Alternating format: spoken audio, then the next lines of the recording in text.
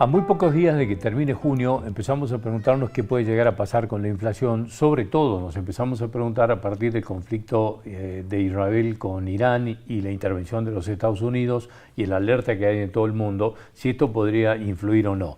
Bueno, son algunas de las preguntas que le vamos a hacer a Lucas Da Pena, que es economista y a quien le agradecemos que esté, como siempre, acompañándonos. Gracias por venir, Lucas, como siempre. Favor, gracias por la invitación. Bueno, ¿qué se proyecta en la inflación del mes de junio? No, a la baja, o sea, terminamos en 1,5, veníamos de 2,7, o sea, estoy hablando a nivel mensual, ¿no? Sí. Y se espera que la inflación ya no es un problema. Lo que pasa es que es inercial lo que todavía hay, ¿no? Eso no quiere decir, le decimos a la gente, que no haya ciertos servicios o productos que sigan subiendo, pero ya no es esa suba generalizada. Vos recién decías, justamente, el gran miedo que hubo ahora es el tema del petróleo por el tema de la guerra Israel-Irán. O sea, que tuvo una disparada y que eso impacte en los surtidores, que algo impactó ya en algunas compañías acá en Argentina. Sí, YPF creo que todavía no, pero también estaba viéndolo, pero bueno.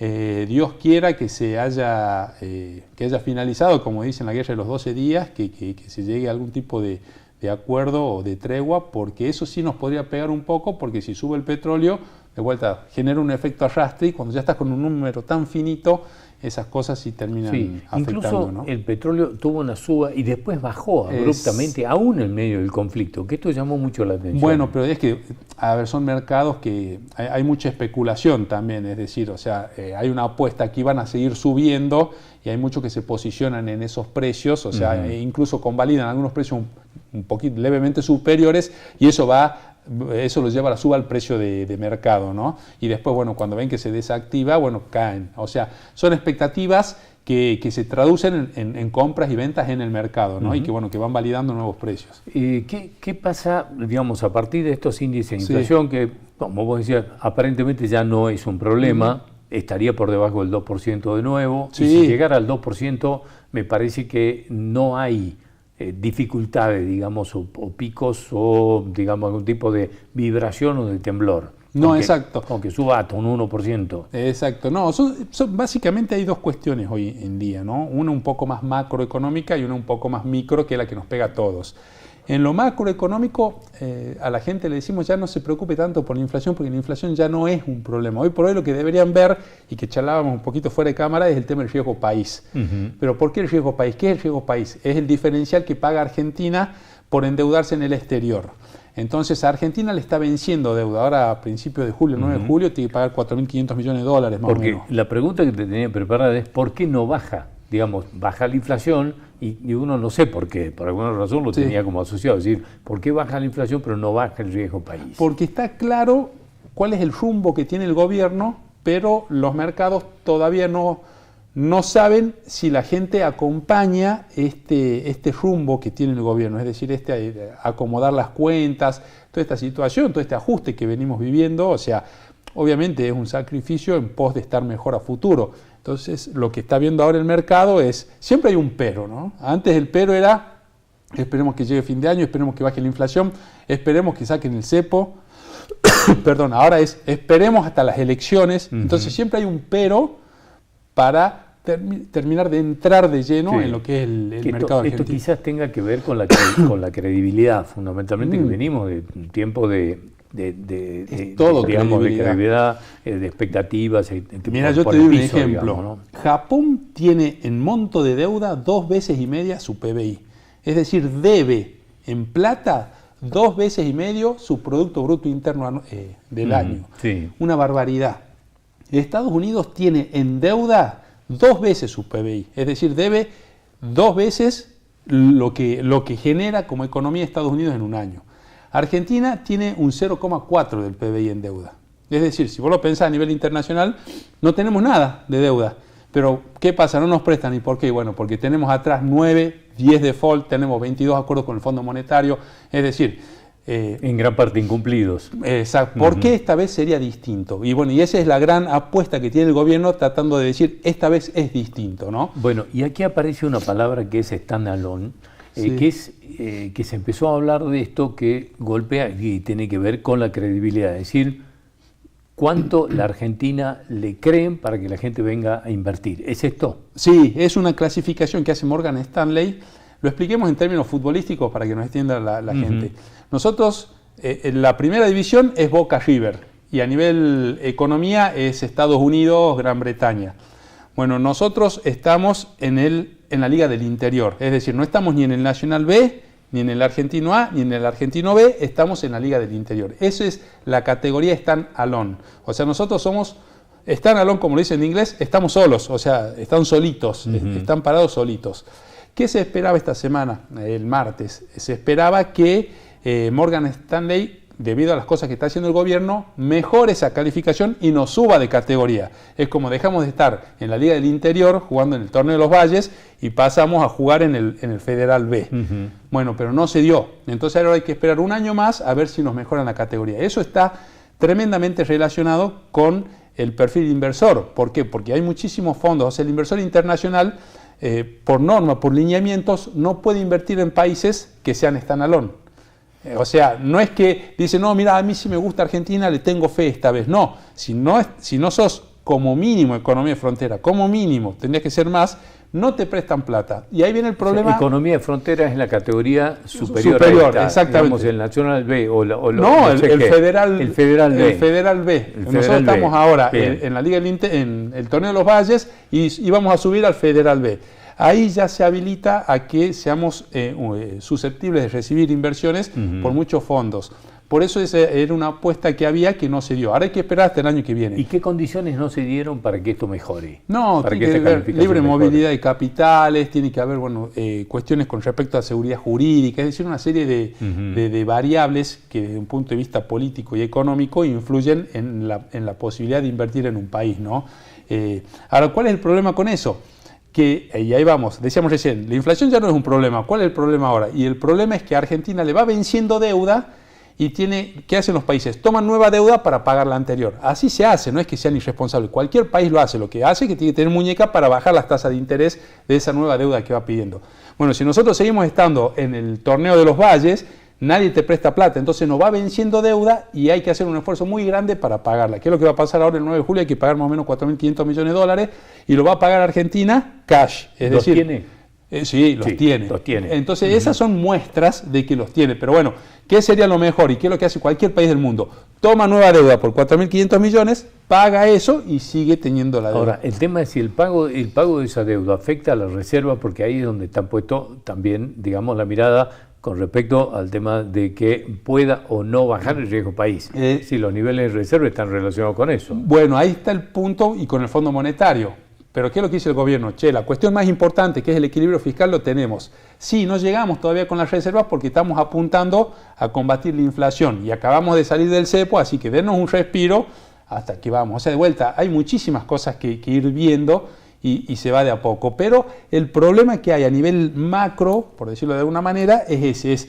Hoy por hoy es ver cómo hace Argentina para endeudarse, pero no porque va a tomar nueva deuda, o sea, no porque va a ampliar la cantidad de deuda que tiene, sino para ir pagando la deuda que le va venciendo. Y mientras tanto, que es lo mismo que hizo el año pasado pagó más o menos 18.000 millones de dólares cash, los pagó, es decir, nadie le prestaba, así que los pagó. Es decir, que Argentina viene bajando, encima, no solo que tenemos 0,39 del PBI en deuda, sino que aparte lo estamos achicando, cuando, por ejemplo, Japón tiene 250% del PBI. Entonces, ese es el problema que hay, que yo le diría a la gente, si quieren ver qué número hay que seguir de la economía en estos meses, es el riesgo país. Y después el otro problema, que ya sí nos pega un poco más de cerca, es que si bien no hay inflación, siguen subiendo algunos productos. Y todavía las economías familiares no terminan de acomodarse, es decir, los sueldos no siguen acompañando. ¿Y esto por qué? Si baja la inflación, ¿por qué siguen subiendo los sueldos? Porque le suben los costos. ¿Por qué siguen subiendo? No, es que no suben los precios. Sí, ¿por qué no suben los precios? Digamos, si baja la inflación, ¿por qué siguen subiendo los precios? Bueno, hay precios que ya no deberían subir. ¿Qué es lo que pasó siempre en Argentina? ¿Cuál es la fíjate vos lo que pasó hace poco cuando salimos del cepo, ¿no? Una cosa es que el carnicero de acá, de qué sé yo, de Barrio Solidaridad, que tiene 60 años, diga, yo ya las vivía acá va a pasar algo, por las dudas, remarco el precio de la carne en un 20%, cuando íbamos a salir del cepo. Y vos decís, bueno, capaz que no es un economista, no sabe cuáles son las cuestiones de fondo que hay esta vez, pero seguía por lo que pasa. Entonces le mete una remarcación de un 20% sin que haya una justificación atrás. Hoy por hoy no hay justificación para que suban los precios, ya te digo en qué productos. Pero fíjate vos qué raro que Unilever, que fíjate lo que es Unilever, y Molinos, apenas salimos del cepo, le metieron entre un 10 y un 15% de remarcación. Pues sí, bueno, yo acepto el carnicero que no está tan, o sea, no es tan profesionalizada su parte económica y financiera que por las dudas se cubra. Después no va a vender y va a tener que bajar los precios. Pero que te lo haga Unilever y Molinos, que te suban los precios así de la nada por las dudas, es un tema. Entonces, ahí vamos son a lo que... generadores de precios. Pero y además que técnicamente, o sea, tienen un nivel de profesionalismo que es altísimo. Entonces voy a decir, muchachos, denle un respiro. Entonces ahí viene el punto. ¿Cuál es? Hay productos que ya no debería subir. Y hay productos o servicios que sí van a seguir subiendo. ¿Cuáles son? El ejemplo claro. Vos lo dijiste recién, la nafta. Si se mueve el precio del petróleo, la nafta va a subir. Hay algunos, si hay inflación, o si sigue habiendo, aunque sea mínima inflación, hay precios o tarifas que van a tener que seguir subiendo. ¿Para qué? Para que no se descapitalice y se pueda servicios básicos, electricidad, gas, etc. Pero mientras tanto, los sueldos no acompañan eso, o quedamos ahí medio desfasados, y esa es la pelea en el día a día que vive cualquier familia salteña. ¿Por qué insiste el gobierno en que las paritarias o negociaciones salariales no vayan más allá del 1% cuando la inflación es 1,5, 1,7, 1,3? ¿Por qué insisten que no pasen del 1%? Porque en definitiva están arreglando ni siquiera, digamos, por la inflación, para que no se pierda el poder adquisitivo. Ahí vienen los famosos pactos que se han hecho tantas veces y han sido... ¿Cuál es el punto? Se sientan en la mesa el gobierno, las empresas y los sindicatos. Entonces el gobierno dice, ustedes empresas no suban los precios porque no hay razón para subir los precios. Ustedes sindicatos no pidan más aumento de sueldo porque no van a subir los precios. Y yo, gobierno, no solo no voy a subir impuestos, no voy a emitir dinero. No voy a emitir dinero. Entonces ese es el pacto que se debería hacer y que acá nunca se hizo. ¿Por qué nunca se hizo? Porque siempre el que falló fue el gobierno. ¿Por qué? Porque el gobierno le decía a los empresarios, ustedes no suban los precios. Se da vuelta y le decía a los sindicatos, ustedes no pidan aumentos salariales. Pero el gobierno no se achicaba y seguía metiéndole a la maquinita. Entonces generaba inflación y usaba ese dinero mientras los apretaba a los empresarios y lo apretaba a los sindicatos. ¿Qué es lo que plantea hoy el gobierno? El gobierno dice, che, nosotros estamos haciendo los deberes. Nosotros no estamos, o sea, hay superávit, no estamos emitiendo. Ahora, ustedes empresarios no suban los precios. Vamos al caso de Molinos y Unilever, que lo citó el ministro de Economía de la Nación. Y por el otro lado se dan vuelta y dicen a los sindicatos, fíjense, los precios no van a subir, nosotros no estamos emitiendo, así que no va a haber inflación, así que ustedes no pidan aumentos salariales fuera de ciertos rangos que son más o menos lo que debería haber. Ahora, estamos en una suerte de círculo vicioso. Perdón, y te digo una cosita con esa. Por supuesto. ¿Y cuál es el problema? Que hay sectores que están mucho mejor que otros. Entonces ahí es donde se empiezan a producir las diferencias. Entonces vos te das vuelta y ves y decís, por ejemplo, qué sé yo, algún sector que esté bueno, el sector energético, y decís, che, pero mira, o el sector financiero, los bancarios, mira cómo le suben los salarios a los bancarios. Y vos sos, por otro lado, construcción y no te suben. O vos sos industria y tampoco te suben. Entonces empiezan a generarse esos problemas y empiezan a generarse esas diferencias entre sectores que están un poquito mejor porque se acomodaron más rápido y hay sectores que todavía no se terminan de acomodar. Y esa la vivimos todos nosotros, es el problema. Bueno, esto está golpeando en el consumo. Sí, digamos, este círculo y, digamos, al golpear el consumo, golpea la recaudación y empiezan las quejas. Sí. ¿Cómo se sale de ese círculo vicioso? Sí, el consumo lo van a seguir dos cosas con el consumo, ¿no? Sí. La primera es, ¿por qué lo golpea el consumo? Y porque nosotros estamos reconfigurando, cuando digo nosotros, somos la gente común, o sea, vos no estás en el gobierno, yo tampoco, no tenemos nada que ver. Claro, entonces vos decís, che, yo sigo ganando más o menos lo mismo, pero me subió esto, me subió la luz, me subió aquello, así que tengo menos plata para consumo. Esa es una de las explicaciones que hay. Y la otra explicación que es muy importante también, que hay que tener en cuenta, es que se están empezando a utilizar canales de consumo que no son medidos. Te doy el ejemplo más fácil, Mercado Libre. Hoy por hoy el consumo, Mercado Libre muestra que la cantidad de ventas que está haciendo es histórica, o sea, alcanza máximos históricos. Y eso no está registrado dentro de lo que es el consumo. Entonces vos decís, che, volvemos a lo mismo, no estamos todos en la misma. Hay algunos a los cuales sí nos pega el consumo y hay otros que están haciendo algún tipo de consumo porque Mercado Libre y todas estas ventas online que hay, se cuadruplicó la cantidad de ingresos del exterior, de compras en el exterior. O sea, hay una situación que algunos la están pasando más o menos bien y otros no tanto, ¿no? Ahora, bueno, vos decías, ¿cómo salimos de esta situación? Tendría que mejorar un poquito lo que es el mercado de crédito, y con esto te cierro. ¿Por qué?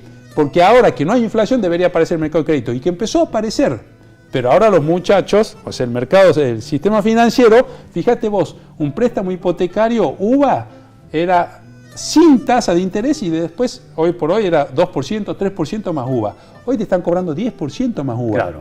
Un préstamo personal, está el costo financiero total 100%. Te digo, me llegó la propaganda hace 3 días, o sea, 97, algo por ciento. Entonces vos decís, che, la forma que esto se reactive, que está esperando el gobierno, es que el mercado de crédito empiece a empujar un poco más. Pero por el otro lado tenés que las tasas de interés que te están cobrando el sistema financiero están totalmente fuera de la realidad que estamos viviendo en este momento. Lucas, gracias por venir como siempre. No, por favor. Un gusto enorme. Muchas gracias. Volvemos enseguida.